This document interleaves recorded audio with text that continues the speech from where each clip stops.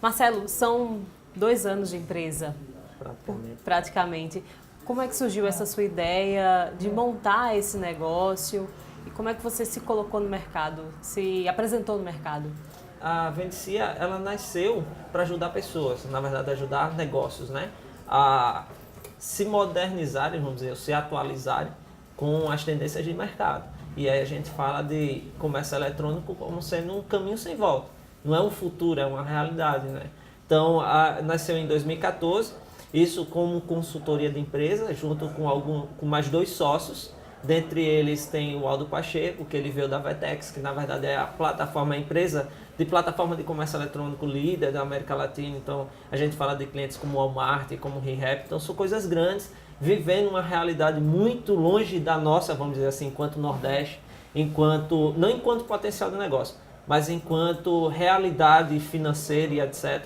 Então a gente falava de projetos realmente altos, caros e tal.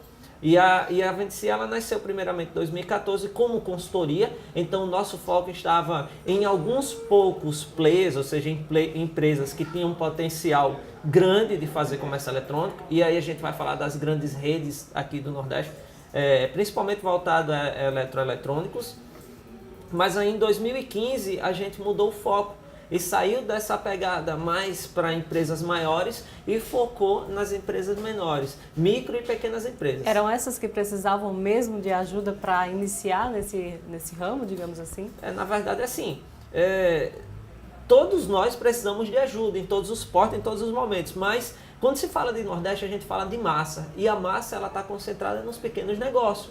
E aí onde entrou conosco um grande parceiro, que na época e até hoje ele está trabalhando muito próximo, que é o Sebrae, né? Então, basicamente, quem nos direcionou também nesse segmento de pequenos negócios foi o próprio Sebrae, começando em Pernambuco, com a carteira de empresas, inicialmente, para comércio exterior. Então, a gente formou um modelo de negócio que tiraria essas empresas só do físico e colocaria elas no online para quebrar realmente a fronteira, porque o Sebrae ele tinha um investimento, na verdade existe isso, onde periodicamente ele leva essas empresas com potencial para exportação para fora do Brasil. E aí existia uma necessidade de fazer com que esse canal conversasse, ou seja, os países, né, os negócios, de uma forma mais prática. Antes do primeiro contato, digamos assim, né? Isso. Então, e daí onde veio esse negócio da Vendecia mudar o foco e passar para ser uma empresa voltada a pequenos negócios. E em 2015 houve uma expansão nossa, que a gente deixou de ser só, como eu falei, consultoria, esse projeto foi validado e a gente passou a ser tecnologia também. Então hoje a Vendecia, ela constrói também tecnologia através de plataformas de e-commerce e outras soluções. O e-commerce, que em português significa comércio eletrônico, é uma modalidade de comércio que realiza suas transações financeiras por meio de dispositivos e plataformas eletrônicas, como computadores e celulares. Um exemplo deste tipo de comércio é comprar ou vender produtos em lojas virtuais. Marcelo explica um pouco mais como as vendas online podem ajudar o seu negócio a prosperar e por que investir em ferramentas para a gestão de vendas pode ser uma estratégia essencial para aumentar sua lucratividade. Nós fechamos o primeiro semestre de 2016 com o Nordeste performando em terceiro lugar dentre as regiões do país onde existe maior demanda de consumo, ou seja, essa tua percepção que a coisa está bombando, que a coisa está acontecendo, ela é muito certa em dizer do lado do consumidor, mas não necessariamente do outro lado que é quem vende. E daí a gente teve esse conflito aí entre os estados e essa nova lei chamada partilha de ICMS, onde na verdade os governos eles visam ficar com parte do que é arrecadado, do que é movimentado no comércio eletrônico, porque até então toda a arrecadação de imposto do ICMS ele ficava sempre na origem, ou seja, vamos falar do Nordeste, o Nordeste compra pra caramba, mas quem ficava com a fatia do imposto disso era, por exemplo, São Paulo.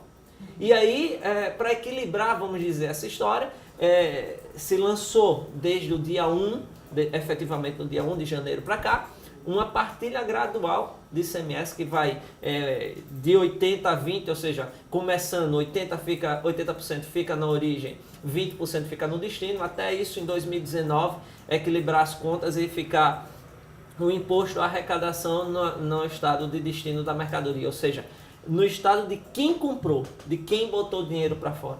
Então o Nordeste ele tem essa característica que é fato de crescimento, só que o que a gente precisa fazer agora? É fazer com que as empresas participem mais dessa fatia do bolo. E a gente está falando de um faturamento de 19, um pouco mais do que 19 bilhões de reais, só de 1 de janeiro até o final do primeiro semestre. Então a gente precisa mudar essa realidade aqui para a gente também. Falando de e-commerce, como é que se trabalha o marketing? As pessoas, e é muito comum a gente ver isso, achar que montou uma loja online ou uma loja virtual, como queira chamar, você já começa a fazer negócio. E na verdade não é nada disso. Independente, eu diria até mesmo, do investimento na tecnologia, se você não tiver o tráfego para ela, então nada vai acontecer. Não vai passar de um site estático. E esse tráfego, ela está ligado diretamente ao que a gente chama de taxa de conversão no e-commerce. A taxa de conversão no e-commerce ela é uma relação muito direta entre quantas pessoas entram na loja versus quantas pessoas compram. Então, se a gente vai falando nisso, taxa de conversão média no Brasil, a gente vai falar entre 1% a 1,5%. Se a gente arredondar essa conta para 1%, isso quer dizer que a cada 1.000 pessoas que entrar na minha loja, vai resultar em 10 pedidos. E aí você é só fazer a conta. Tem muita gente curiosa e pouca gente comprando. E é naturalmente assim. Em países mais desenvolvidos, onde o e-commerce está mais maduro, a história é diferente. A gente chega em algumas regiões, como na Europa, na América do Norte, a gente chega a conversões acima de 5%. Isso é muito alto. Para o Brasil, falar de 1% é realmente assim, é estar preparado para investir. Porque se eu falei que em média, cada 1.000 pessoas que entrar na loja resulta em 10 pedidos, a pergunta óbvia é o seguinte: quanto me custa trazer 1.000 pessoas? Aí vem uma segunda pergunta: e quantas 1.000 pessoas, milhares de pessoas eu preciso para atingir o ponto de equilíbrio do meu negócio, para passar a ter lucro, né? Então quanto que eu preciso investir? E os canais para se fazer isso inevitavelmente a compra de tráfego. Então a compra de tráfego ela se dá muito forte através do Google, e também de redes sociais como o próprio Facebook. E cliente conquistado, como se fidelizar um cliente nessa área? Boa. Na verdade, assim, a gente tem muito que aprender ainda no comércio eletrônico, inclusive a entender a compra. O que é que eu quero dizer com isso? Por exemplo, os americanos, eles entendem a compra a partir do momento que o cliente paga pelo pedido. Aqui no Brasil é muito comum você entender o fechamento do pedido quando ele paga a você. Ou seja, nada a ver, porque na verdade a materialização do teu pedido realizado na internet acontece quando você recebe ele. Porque até então tu tem comprado foto e descrição. Só um sonho, né? Só uma vontade. E aí por esse sonho acontece ainda, infelizmente, algumas fraudes, né? Algumas coisas. Então assim, essa questão de fidelizar, ela acontece muito a partir do momento que o próprio empresário ele entende a dinâmica do e-commerce, ele entende que a venda para ele acontece normalmente quando o cliente faz o pagamento, e dali ele tem que seguir e fazer com que a experiência de compra desse cara seja a melhor possível, ou seja, do recebimento, exemplo. Tem algumas lojas que são bem espertas nisso, elas preparam umas caixas, né, e personalizam a caixa e colocam assim, por exemplo, senhor carteiro, tenha cuidado com essa encomenda porque vai para uma pessoa muito especial. Imagina agora quando você recebe isso aqui, essa caixa está toda detonada. A pessoa olha para o cara, olha para o carteiro. Então assim, são mecanismos que você tem que entender e usar, que de fato esse cara só vai, o que a gente chama de taxa de recompra, né? Ele só vai acontecer um novo pedido na tua loja se ele tiver uma boa experiência. Então essa boa experiência, ela parte desde o princípio do que é vender no e-commerce. Vender no e-commerce não é só receber o dinheiro, é primeiramente fazer com que aquele cara, aquela pessoa que comprou no conforto da casa dela, realmente seja surpreendida com aquilo surpreendida de forma positiva com aquilo que ele comprou à distância. A nossa perspectiva agora para 2017 é que a gente consiga aumentar, mas não só aumentar em quantidade de empresa, mas o que interessa mais para a gente, aumentar em questão de faturamento, não só nosso, mas dessas empresas que fazem e-commerce. E para isso a gente conta com alguns parceiros bem fortes, como o Mercado Livre, que para nós assim foi uma surpresa da maneira como veio e como está disposto a investir no Nordeste. E a Vendecia também acabou firmando contrato com outros grandes players, como Walmart, como Americanas.com, Submarino, etc., onde a gente vai viabilizar a entrada dos produtos dos nossos clientes dentro dessas grandes lojas, entendeu? Então a perspectiva para 2017 é muito grande. E quando se fala em vender bem, quais são as áreas hoje que estão lá em cima e que não tem crise que faça descer? Na verdade assim, eu gosto de citar o segmento de moda. E não necessariamente porque seja o melhor para trabalhar, porque não é.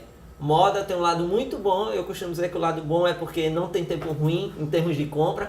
Cara, vocês mulheres compram quando estão tristes, quando estão alegres, quando brigam com o marido. Quando estão estressadas. Cara, de qualquer maneira vocês compram. Então vocês compram moda. Só que o lado ruim para quem opera moda é porque fazer isso no e-commerce exige um monte de variáveis. Tipo assim, você vai comprar um modelo, mas esse modelo, eu, enquanto empresa, eu tenho que ter uma grade de PMG tantas peças, na cor tal, na cor Y, manga curta, manga longa. Então, assim, operar isso no e-commerce, pilotar esse negócio, é mais complexo. Mas eu diria que é um bom negócio. Tem que ter flexibilidade, né? Tem. E eu vou te dizer uma outra coisa que está acontecendo muito. O WhatsApp, por exemplo, que em sua natureza é uma ferramenta que foi criada para facilitar a comunicação entre as pessoas, acabou se tornando um meio de negócio para muita gente. Então hoje as pessoas, o que eu chamo de executivos de fronteira, né, que nada mais são que os sacoleiros, então eles vão, compram os produtos, montam os seus grupos de WhatsApp e começam a vender ali. O problema disso, tem um lado bom, o lado bom é porque ele começou a ter uma experiência com comércio eletrônico, isso é fazer comércio eletrônico também. A grande diferença é porque essa parada não escala. Porque o WhatsApp não foi feito para isso, assim, não tem processo. Imagina que 5 pessoas me pedem cotação de frete, pergunta se eu tenho um produto tal, me pedem para mandar uma foto daquele produto. Agora imagina se se escala, de 5 passa para 50 e de 50 para 500. Como é que você faz isso? Então não tem condição. Fica inviável. Inviável totalmente. E daí onde entra o e-commerce. Várias dessas pessoas que transacionam por WhatsApp começaram, aí vem o MEI, né? Eles saíram da informalidade, abriram uma pessoa jurídica, mesmo sendo em uma camada mais baixa, mas aí já dá a possibilidade dela dizer eu sou empresa, né? E aí partiram com a experiência de comércio eletrônico, tem uma plataforma mais simples, e aí literalmente passaram a faturar enquanto dormiam, né? Então isso, cara, muita coisa melhor. A primeira coisa que eu digo a você que eu vi que esse negócio de e-commerce ia dar certo pra mim foi quando o meu primeiro pedido aconteceu, quando eu tava acordando de manhã. Quando eu acordei de manhã que eu olhei a conta, tinha grana porque alguém pagou na madrugada e comprou o produto. Cara, eu digo, que negócio do caramba esse. E nesse momento de crise, muitas lojas migraram do físico para o virtual. Como é que aconteceu esse processo? E é um processo que vem apresentando rentabilidade, de fato? Vamos lá. Na verdade, houveram dois movimentos.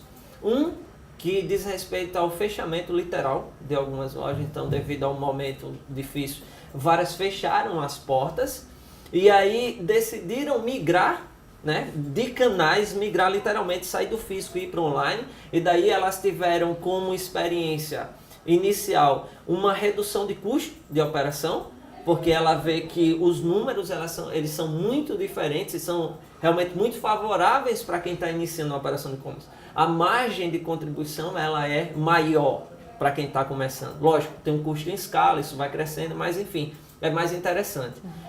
E um outro movimento que foram aqueles negócios que existem no físico e que inevitavelmente iriam também ampliar o seu canal de venda. E aí tem o e-commerce como mais um canal de atendimento, de venda e de faturamento e rentabilidade. Com relação ao negócio dar certo ou não dar certo, eu costumo dizer assim com os novos clientes da Vendecia, a gente não pode garantir nada para ninguém. Porque se eu garantisse, se eu tivesse a certeza que o teu negócio ia dar certo, eu montava primeiramente para mim. Entendeu? Então assim, garantia a gente não pode dar, mas o que a gente pode dizer é o seguinte, que se você trabalhar, porque não existe almoço grátis, se você trabalhar, de fato você no e-commerce vai ter, cara, as chances são muito grandes de você dar certo. E a gente vê casos de empresas que começaram, né, assim, pequenininhas em termos de faturamento e que hoje vendem muito, muito bem, cara. Muito bem. Eu diria que vende tão bem quanto as maiores lojas de varejo, que não sejam redes, mas lojas de varejo de shopping centers. No próximo bloco, qual a hora de inovar nas vendas? A gente mostra a experiência de uma loja de roupas infantis que tem conquistado mais clientes com e-commerce. O Paraíba que dá certo volta já.